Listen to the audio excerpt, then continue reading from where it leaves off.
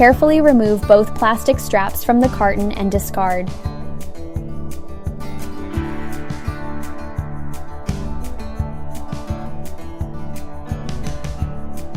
Turn the display over and cut through the packing tape on the bottom and sides, ensuring the cardboard is not cut.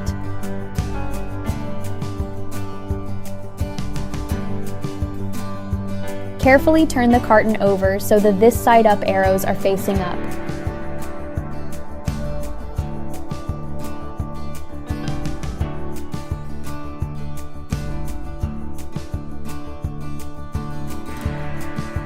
Lift the front panel of the display up to reveal the contents. Carefully tear the front panel along the perforated edge indicated on panel by the words, "Tear here."